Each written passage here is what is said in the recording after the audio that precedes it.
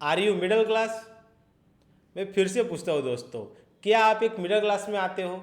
अगर आपका जवाब हाँ है तो प्लीज़ कमेंट में अभी के अभी यस लिख दीजिए, क्योंकि थोड़ी ही देर बाद यह डिसीजन आपका बदलने वाला है।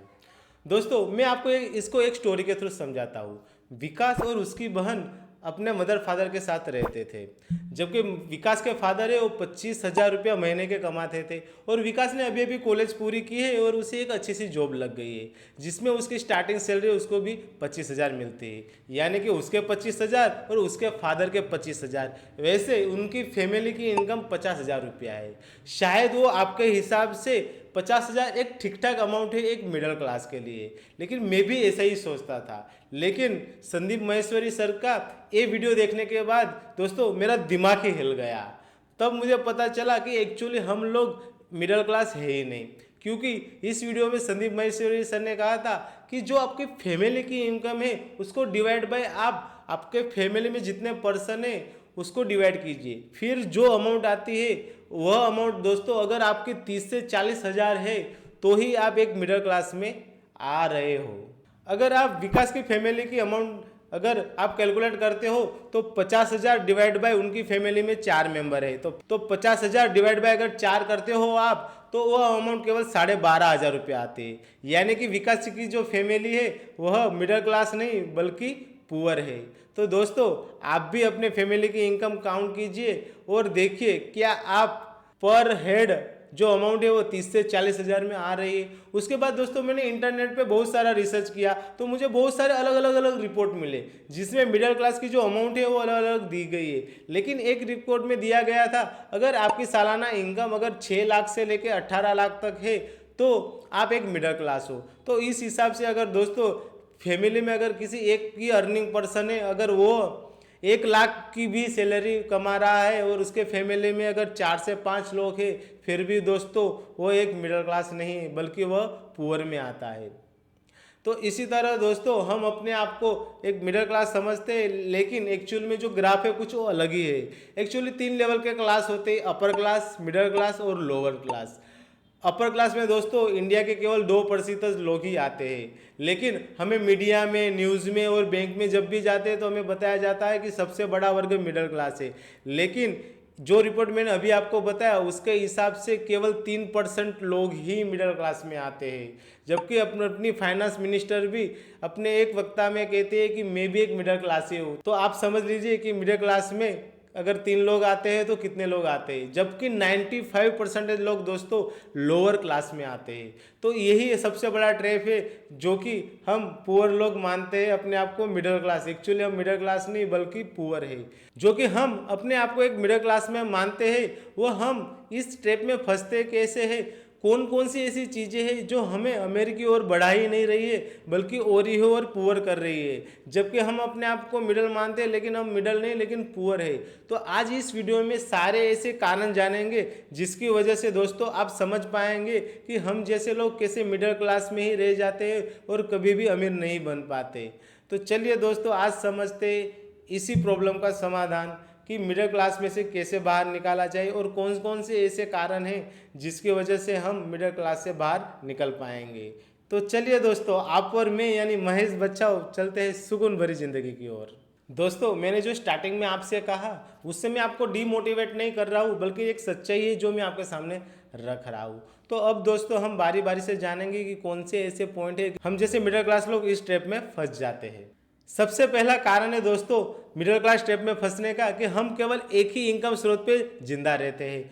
आप अपने फादर को देख ले, अपने अंकल को देख ले या किसी रिलेटिव को देख लीजिए दोस्तों, वो केवल एक ही इनकम पे डिपेंड रहते हैं। अगर उनसे वो जॉब चली जाए या तो उनके जॉब से उन्हें निकाला जाए तो वो कहीं के नहीं रहते, यानी कि उनको पता ही नहीं चलता कि अब करना क्या है। या तो जल्द से जल्द नई जॉब फाइंड करनी है, शायद वो उनको पसंद नहीं भी हो फिर भी वो जॉब उनको करनी पड़ेगी। और दोस्तों मैं ऐसे ही नहीं कह रहा हूँ, अभी 2-3 साल पहले जब कोविड आया था तब मैंने देखा था दोस्तों कई सारे ऐसे लोग थे जो जिन्होंने अपनी जॉब गंवा दी थी, जिनके खाने के भी फाफे पड़ गए थे। कई सारे ऐसे लोग थे दोस्तों जिनकी सैलरी कट हो गई थी। तो इसी हालात में दोस्तों क्योंकि वह इस ट्रैप में फंस गए क्योंकि उनके पास केवल एक ही इनकम स्रोत था। सबसे बड़ा कारण है दोस्तों, अगर हमारे बाजू में किसी ने अगर मोटरसाइकिल ले ली, अगर किसी ने कार ले ली, तो हमारे भी अंदर एक चूल हो जाती है। अगर शर्मा जी ने कार ले ली तो हमें भी कार लेनी है और उनसे बड़ी कार लेनी है। यही सबसे बड़ा ट्रैप हो जाता है। हम ज़्यादातर सोशल मीडिया में, यूट्यूब में या किसी भी ऐसे माध्यम में लोग देखते हैं कि किस तरह अमीर हो रहे, घर ले रहे, बंगला ले रहे, गाड़ी ले रहे, तो हमारे अंदर एक डिज़ायर पैदा किया जाता है कि आप भी ये लीजिए, शायद आपकी औकात होना हो। इसलिए दोस्तों फिर हम शौक के कारण फाइनेंशियल ट्रैप में फंस जाते हैं। फिर हम क्या करते हैं, हमारे पास पैसे तो होते नहीं हैं, तो फिर हम पर्सनल लोन की ओर चले जाते हैं।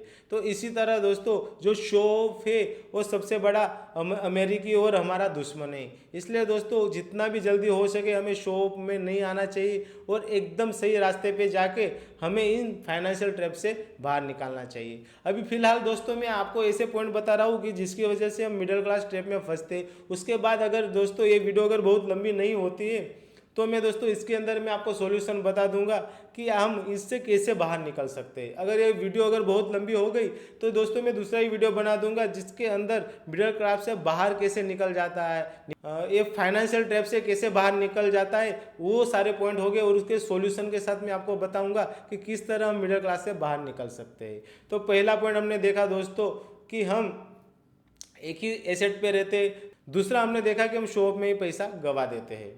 कई बार ऐसा होता है दोस्तों कि जैसे कि आप अमेजोन की साइट में देख रहे हो और एक कैमरा आपको पसंद आ गया, आपने सोचा कि चलो 5, 6, 7 महीने बाद जब भी पैसे आ जाएंगे मैं इस चीज़ को ले लूँगा, तो आप ये विश लिस्ट में उससे डाल देते हो। लेकिन अभी होता क्या है दोस्तों, ये जो डिजिटल मार्केट की जो पूरी की पूरी दुनिया है दोस्तों आपके पीछे पड़ जाती है। आप कोई भी वेबसाइट देखो तो आपको वही कैमरा सामने दिखा जाएगा।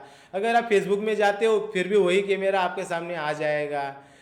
आप जो भी वेबसाइट विजिट करते हो, जो भी कंटेंट आप देखते हो, आपके पीछे के पीछे वह एड पड़ जाती है। और फिर आप क्या कर देते हो कि जब भी कोई ऑफर आते हैं तो आपको दिखाया जाता है कि 20% offer, 30% off, big billion day आ गया तो उसमें 50% ऑफ हो जाता है। फिर आप क्या करते हो कि जो चीज़ आप 6 महीने बाद या साल बाद खरीदने वाले तो वो आप तुरंत के तुरंत खरीद लेते हो। तो इसे ही दोस्तों कुछ ज़्यादा सोचने का आपको टाइम ही नहीं मिलता और जो भी चीज़ आप परचेज कर लेते हो उसे इम्पल्सिव बाइंग कहा जाता है। उसका एक दूसरा एग्जांपल मैं बताऊँ तो कि आप डीमार्ट में जा रहे हो, अगर ऐसे ही टहलने के लिए जा रहे हो, विंडो शॉपिंग करने के लिए जा रहे हो, लेकिन जैसे जैसे आप डीमार्ट फिर घूमते हो दोस्तों आपको कहीं ना कहीं एक ऐसी चीज़ मिल जाती है कि चलना चाहे ले ही लेता हूँ, उसकी अभी कोई नीड नहीं है लेकिन फिर भी वो चीज़ आप परचेज कर लेते हो। तो ऐसी सारी चीज़ें होती है दोस्तों जो आपको बजटिंग में आपको इफेक्ट करती है। इसकी वजह से क्या होता है कि आपका बजट पूरा ही हिल जाता है और आप एक फाइनेंशियल मैनेजमेंट नहीं कर पाते हो। इसी की वजह से मिडिल क्लास दोस्तों अपने फाइनेंशियल ट्रैप में ही फंसा रह जाता है। चौथा सबसे बड़ा कारण है दोस्तों बजटिंग। मिडिल क्लास दोस्तों जैसे ही हमारे डैडी की हमने देखा होता है कि जैसे भी सैलरी आती है तो किराए वाले का बिल दे देना होता है, दूध वाले का बिल देना होता है, अगर आप रेंट पे रह रहे हो तो रेंट वाले का बिल देना होता है, दूसरे कई सारे खर्च हो जाते हैं जो उसके अंदर ही पूरा पैसे चला जाता है। फिर हम सोचते रहते हैं कि यार मैं कमा तो रहा हूँ और जो भी इच्छा है वो भी पूरी भी कर रहा हूँ, फिर भी मेरे पास पैसे बचते क्यों नहीं। दोस्तों एक कहावत है कि if you can't the measure you can't not the manage. यानी कि दोस्तों अगर जो भी चीज़ अगर आप मेजर नहीं कर पाते हो तो उसको आप मैनेज नहीं कर पाओगे। इसलिए दोस्तों सबसे बड़ी हमारी गलती हो जाती है कि हम बजटिंग ही नहीं करते हैं। इसलिए दोस्तों मिडिल क्लास में सबसे पहले बजटिंग करना चाहिए, क्योंकि बजटिंग करने के बाद आपको क्लियर आइडिया आ जाता है कि कौन सी चीज़ मुझे लेनी होगी, कौन सी चीज़ मुझे नहीं लेनी होगी, मेरे पास कितने पैसे बचे हैं जिसकी वजह से मैं आगे की चीज़ें ले पाऊँगा। इसलिए दोस्तों बजटिंग भी एक बड़ा मेजर कारण है हम मिडिल क्लास लोगों का। मिडिल क्लास लोगों का पूरी ज़िंदगी में सबसे बड़ा जो खर्चा होता है वो दोस्तों वो होता है मैरिज। देखो दोस्तों मैं भी मानता हूँ कि एक इमोशनल डिसीजन है, लेकिन दोस्तों अगर आप मिडिल क्लास के ट्रैप में फंस चुके हैं तो आपको एक बार समझना चाहिए कि जो मैरिज में हम इतने सारे पैसे गंवा देते हैं केवल किस लिए, लोगों को दिखाने के लिए, जो 1-2 साल बाद शायद दोस्तों कोई याद भी नहीं रखेगा कि आपने क्या क्या किया था। इसलिए दोस्तों ऐसा सुना जाता है कि एक पिता है अपनी ज़िंदगी की पूरी इनकम एक शादी में डाल देता है, इवन कि वो लोन लेके भी लोगों को दिखावे के लिए एक मैरिज में पैसा गवा देता है। दोस्तों मैं फिलहाल ही अभी यूट्यूब में एक वीडियो देख रहा था जिसके अंदर जो विवाह मूवी की जो एक्ट्रेस है वो शायद उनका नाम अमृता राव है, उन्होंने केवल दोस्तों 1.25 लाख रुपए में वो शादी उन्होंने की थी। आप सोचिए कि इतने बड़े सेलिब्रिटी होके भी वो फाइनेंशियल कितनी अच्छी तरह प्लानिंग करते हैं। इसलिए मिडिल क्लास लोगों को दोस्तों इस इस ट्रैप में बाहर निकालने के लिए मैरिज में हो सके उतना कम से कम खर्चा करना चाहिए। नेक्स्ट सबसे बड़ी मिस्टेक हो जाती है दोस्तों, हम जैसे कॉलेजन की जो भी अपने 20s में है दोस्तों, हम क्या करते हैं कि जैसे ही हमारी कॉलेज पूरी हो जाती है दोस्तों, हम फटाफट कोई भी जॉब फाइंड करते हैं। तो लेकिन वो जॉब आपको घर के पास होती है इसलिए ले लेते हो, या तो फिर आपके ऊपर प्रेशर होता है कि घर में रोज़ पैसों की किचकिच होती है, इसलिए कहा जाता है कि जल्द से जब आप जॉब पे लगो, यानी कि जॉब पे लगोगे तो थोड़ी सी जो इनकम आएगी उसकी वजह से हमें सहायता मिलेगी।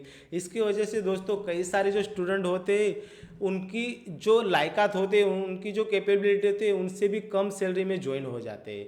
अभी कम सैलरी में ज्वाइन होने का मतलब ये नहीं कि वो कोई बहुत बुरी चीज़ है लो दोस्तों, लेकिन दोस्तों अगर आप अपने आप को अपग्रेड नहीं करते हो, अपने आप को अपस्किल नहीं करते हो, तो आपको दोस्तों अगर आप एक लो इनकम सैलरी में स्टार्टिंग में ही चले जाओगे तो आपको हाई इनकम आने के में बहुत टाइम लगेगा दोस्तों।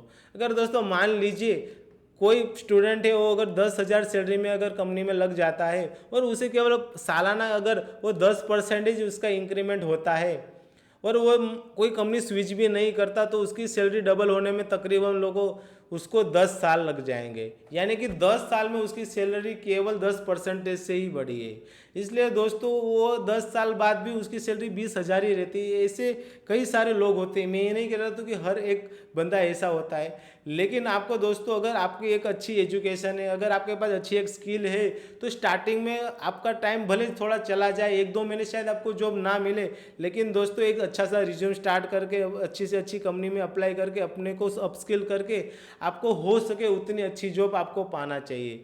अगर आप पहली बार में लो इनकम सैलरी में चले जाओगे तो फिर क्या होता है कि अगर आपका परफॉर्मेंस अच्छा नहीं हुआ तो हमेशा आप एक अपने आप को एक लूज़र समझते हो और अपनी सैलरी बढ़ाने के बारे में कभी सोचते ही नहीं हो। आप हमेशा इसी डर में जीते हो कि अगर ये जॉब चली जाएगी तो मुझे दूसरी जॉब नहीं मिली तो। लेकिन दोस्तों मैं अपने एक्सपीरियंस से बता के कहता हूँ, अगर आप अपने आप को अपस्किल करते हो तो अगली कंपनी आपको अच्छी सैलरी देने के लिए मजबूर हो जाती है। बस केवल एक ही शर्त है कि आपके पास स्किल होनी चाहिए। तो ये सारी बातें थी दोस्तों जो आपको मिडिल क्लास ट्रैप में फंसा के रखती है। अगर मैं इसको समराइज कहूँ तो सबसे पहले दोस्तों आपको एक ही इनकम स्रोत पे नहीं रहना है। दूसरों आपको शो ऑफ नहीं करना है। आपको दोस्तों बजटिंग करनी है। आपको मैरिज में कम से कम खर्चा करना है। अगर आप एक नई नई जॉब लग रहे हो तो ट्राई कीजिए कि आपको एक अच्छी से अच्छी सैलरी स्टार्टिंग में मिले। मुझे लगता है दोस्तों ये वीडियो बहुत ही लंबा हो जाएगा, इसकी वजह से दोस्तों इसका जो सॉल्यूशन है आप मिडिल क्लास में से कैसे बाहर निकल सकते हो, ये मैं प्रैक्टिकल एग्जांपल आपको अगले आने वाले वीडियो में आपको मैं बता दूंगा दोस्तों। इसके लिए दोस्तों आप नीचे दिए लाल बटन को दबा दीजिए और सब्सक्राइब कर दीजिए और इस वीडियो को भी लाइक कर दीजिए, जिसकी वजह से आगे जो भी वीडियो आएंगे उसका नोटिफिकेशन आपके पास सबसे पहले आ जाए। तो आशा है दोस्तों कि ये सारे ट्रिप आपने अच्छी तरह समझ लिए होंगे और आपको इसका सॉल्यूशन भी अगर जानना ही है तो अगले वीडियो में मैं आपको बता दूंगा। लेकिन हो सके तो इस पर थोड़ा गौर कीजिएगा कि किस तरह आप इस मिडिल क्लास के ट्रैप में से निकल सकते हो। क्या आप मैंने जो पॉइंट बताए गए उसी में से एक के अंदर से नहीं हो, इस सारे पे विचार कीजिएगा और इसका सॉल्यूशन फाइंड हम करेंगे अगले वीडियो में। तो आशा है दोस्तों इस वीडियो को आपको पसंद आया होगा। मिलते हैं अगले वीडियो में। महेश बच्चाओ साइनिंग ऑफ।